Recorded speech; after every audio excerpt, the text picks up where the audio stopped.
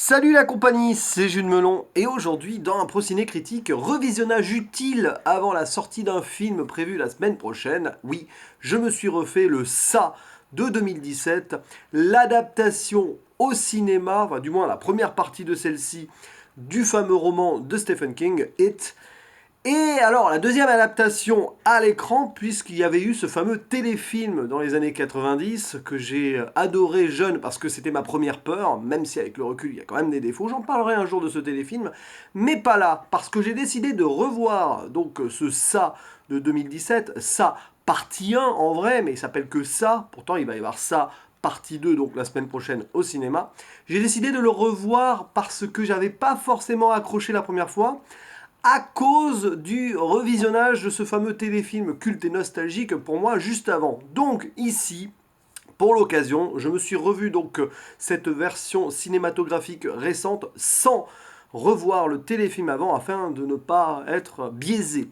Film réalisé par Andrés Muschietti, qui avait débuté sa carrière avec Mama et qui fera d'ailleurs la partie 2 donc prévue la semaine prochaine, avec au casting Bill Skarsgård dans le rôle du clown Pennywise, Gripsou, l'entité maléfique et ultime, enfin bref, multidimensionnel et extraterrestre donc du film, et plein de jeunes acteurs tels que Jaden Lieberer ou Finn Wolfhard, qu'on connaît ce dernier bien sûr pour sa participation dans la série Stranger Things.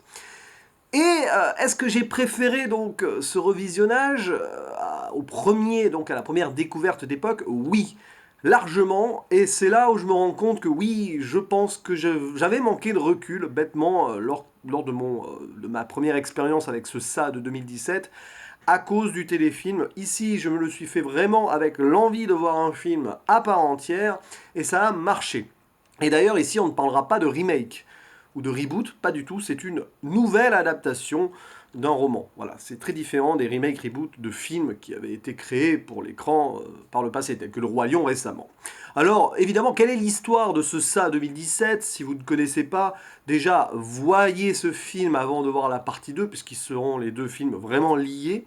C'est donc un groupe de jeunes garçons et une fille dans les années 80, fin années 80, qui sont ensemble en mode club des losers, club des paumés, machin, et qui vont plus ou moins, bah si, ce sont des amis, puis ils vont même augmenter le groupe au passage, au moment où la petite ville de Derry est sujette à des crimes qui recommencent par cycle, hein, des crimes ou des enlèvements d'enfants causé par on ne sait pas trop, enfin les gens ne veulent pas mettre un mot dessus, même si tout le monde est plus ou moins au courant, causé donc par une entité maléfique qui se manifeste aux yeux des enfants en prenant l'apparence de leurs peurs les plus primales.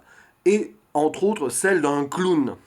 Voilà, parce que c'est vraiment peut-être la première apparition humaine de cette entité qui remonte à il y a longtemps, il y a longtemps, il y a longtemps, qui est là depuis la nuit des temps. Il y a un côté Lovecraftien là-dessus, évidemment. Et ces jeunes enfants vont décider de se battre et de ne pas se laisser faire et donc d'être les premiers peut-être de l'histoire de Derry à vraiment faire face et combattre ce monstre. Et donc c'est cette solidarité entre sept jeunes enfants préadolescents qui va être montrée tout au long du film avec ce contexte des années 80, là où le téléfilm se passait dans les années 50 pour les jeunes et puis les adultes ces années 80. Là, ça a été transposé dans les années 80.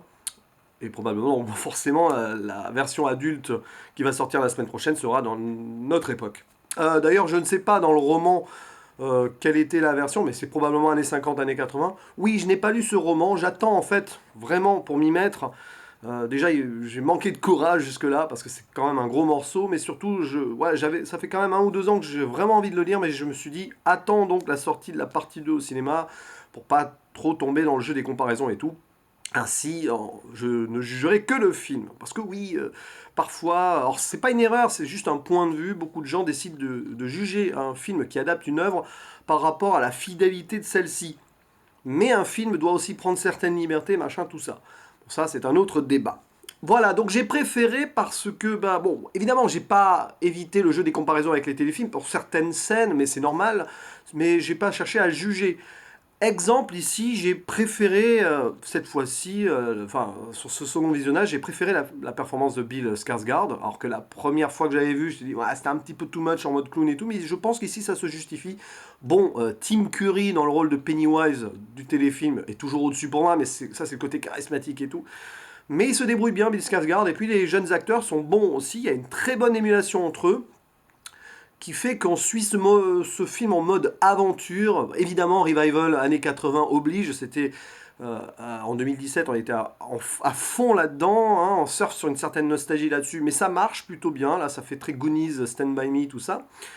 Et donc une bonne solidarité montrée par des acteurs assez impliqués, des personnages bien travaillés. Là j'avoue que par rapport au téléfilm, on est plus dedans sur les peurs des enfants.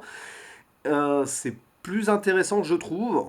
Et puis bien sûr, c'est plus osé, c'est plus graphique, c'est plus esthétique, là où le téléfilm manquait de moyens et peut-être d'ambition à ce niveau-là, clairement. Là, on va dans le gore, oui, c'est interdit au moins de 12 ans, mais déconseillé au moins de 16. Il y a des scènes assez chocs, évidemment par rapport au téléfilm, la scène d'introduction où on voit donc le petit frère de Bill, qui est l'enfant principal, celui qui bègue, voilà, puisqu'il parle comme ça dans le film et tout, qui est donc le jeune frère qui se fait tuer, c'est l'incipit, et là on voit quand même le bras arraché, tout ça, hein. Tu flotteras en bas, tout ça, machin. C'est quand même flippant. Il y a un jeu des lumières et de photographie extraordinaire, mais ça, Andrés Muschietti, il l'avait très bien géré dans Mama aussi. Il a une vraie vision artistique et visuelle, ce gars-là. Clairement, c'était un très bon choix de réalisateur donc pour reprendre en main cette adaptation. Et parce que c'était pas lui qui était prévu à la base, je crois. Et franchement, ça se passe super bien. Après, il y a quelques défauts que je garde quand même. C'est pas forcément le film ultime non plus.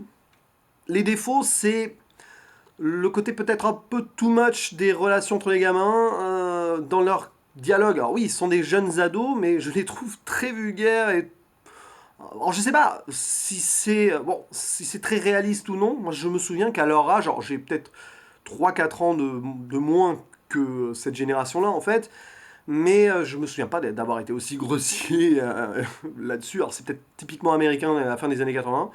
Mais ouais, les blagues, par exemple, du personnage Richie Tozier joué par Finn Wolfhard, c'est du pipi caca popo too much. Alors c'est sûr que par rapport à la version du téléfilm, c'est très opposé.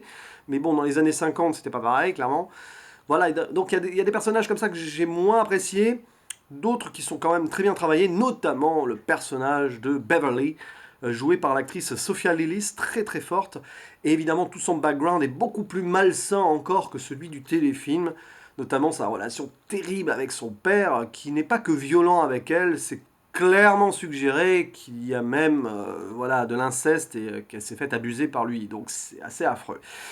Et voilà, donc bon, parfois certains dialogues, ouais, c'est ça, j'ai pas trop apprécié certains dialogues, certains moments où on met de la musique et tout pour faire une sorte de time-lapse de leur vie, ouais, ça fait un petit peu forcer, ça force le trait de la nostalgie et tout, mais pourquoi pas.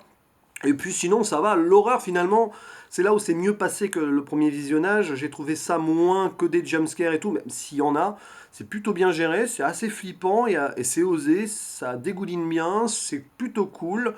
Il y a toujours ces moments dans cette maison un peu hantée et délabrée, cette scène avant le final, c'est ça qui m'avait gêné dans le premier visionnage.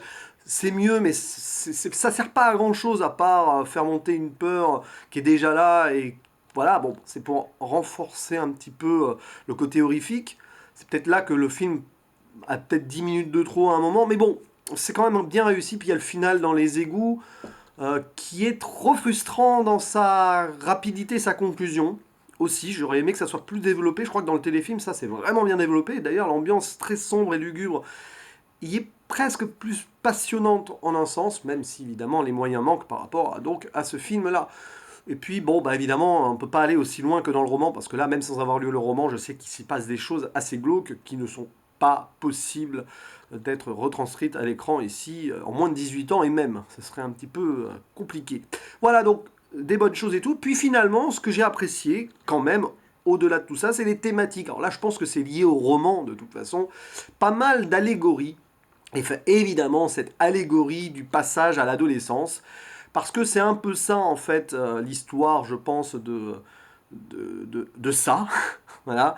C'est quand tu es enfant, tout ça, tu commences à être confronté, quand tu arrives à l'adolescence, à l'horreur de la vie, le monde des adultes. Et c'est un petit peu ça, ce monstre, qui fait ressortir les peurs d'enfant et qui va faire changer ceci. Et quand tu deviens ado, tout ça, bah, après tu oublies certaines choses et tu as peut-être pas la même envie de te battre, la même liberté intérieure et psychologique pour te battre. Clairement, ici, Gripsou le clown, il veut enlever les enfants parce que on le sent. C'est pas qu'il aime pas les enfants, mais que ceux-ci peuvent être plus dangereux paradoxalement que des ados ou des adultes qui seront plus facilement acquis à sa cause, une sorte d'embrigadement, presque même de possession. D'ailleurs, dans ce film, et comme dans le téléfilm, et sûrement dans le roman, toute la ville de Derry, en un sens, et le clown, est une entité maléfique, comme si, passé un certain âge, tu ne pouvais plus te dépêtrer de cette influence du monstre et que tu devenais celui-ci peu à peu. Et c'est un petit peu ça, c'est la corruption de la vie que la vie fait des jeunes enfants qui sont pleins de rêves et tout, puis passé un certain âge, ben voilà, c'est un peu ça, cette allégorie-là. Et bien évidemment, l'allégorie du passage à l'adolescence est partout présent, notamment autour du personnage de Beverly, qui à un moment, bah voilà, elle a ses règles, elle se coupe les cheveux parce qu'elle ne supporte plus d'être une fille maltraitée par son père, elle veut devenir un garçon, elle va même aller dans un groupe de garçons, elle va même être plus courageuse qu'elle. Là, il y a un côté féministe aussi, c'est dans l'air du temps, mais c'est bien géré quand même là, je trouve. Et voilà, donc il y a pas mal, c'est un rite de passage ce film, et c'est super bien géré, beaucoup plus profondément géré que le téléfilm, clairement, et là, vraiment, ça m'a sauté aux yeux. Mais je pense que c'est ce qui a un petit peu traité dans le roman de Stephen King à la base.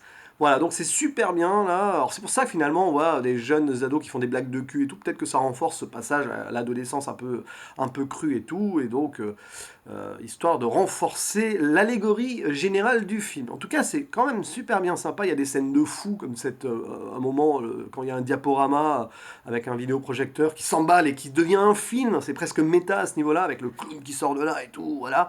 Il y a pas mal de personnages qui illustrent les peurs des enfants qui sont cool. Le lépreux, le gars qui est plein de maladies et tout. Enfin, parce qu'il y a le personnage Jedi qui est très hypochondriaque, par exemple. Il y a le personnage de Mike Hanlon aussi qui est beaucoup plus travaillé que celui du téléfilm d'origine, avec cette peur où il tue des moutons et tout. Enfin voilà, ça, parce que voilà, et puis il a perdu ses parents, ça c'est pas du tout traité dans le téléfilm. Il y a le personnage finalement, et je finirai là-dessus, de Ben. Ben, c'est le petit garçon un petit peu rondouillard qui intègre la bande hein, et qui va être amoureux de Beverly, avec Bill aussi. Il y a une petite confusion là-dessus. Bon, voilà. Et je trouve que finalement, le personnage de Ben est un peu moins bien travaillé dans ce film que dans le téléfilm. Dans le téléfilm, on parlait de son père mort en guerre de Corée, tout ça, de sa mère pauvre, famille pauvre et tout. Là, franchement, c'est assez sous-traité, je trouve. C'est bizarre. Mais bon, c'était un choix. Il fallait peut-être compenser avec le meilleur traitement d'autres personnages, mais peut-être qu'on en saura plus parmi certains flashbacks de la partie 2, puisque dans la partie 2, il y aura des flashbacks, même si ça se concentrera sur les adultes. Voilà, donc partie 1, bah, j'ai préféré au second visionnage, comme quoi prendre du recul, c'est bien, arrêter avec le jeu des comparaisons, c'est cool aussi, prendre chaque œuvre comme elle est, et puis bonne musique, des bonnes musiques des années 80 aussi, notamment la version euh, Anthrax du antisocial de Trust qui apparaît lors de la bataille de cailloux, enfin de pierre. C'était assez fort, je trouve, même si ça aurait pu être un peu plus encore, mais bon, c'est pas grave. Voilà, donc avis très positif finalement sur ce revisionnage qui me hype plus que prévu avant donc le visionnage de ça partie 2 prévue dans peu de temps, dans la semaine prochaine. Je ne sais pas quand c'est publié, cette publiée sera vidéo. Non, cette vidéo sera publiée, mais en tout cas la semaine prochaine, très certainement, après cette vidéo, le film partie 2 sortira. J'espère que j'ai été clair. Si c'est pas le cas, bah tant pis, c'est un procédé critique. Je vous dis à la prochaine. Ciao.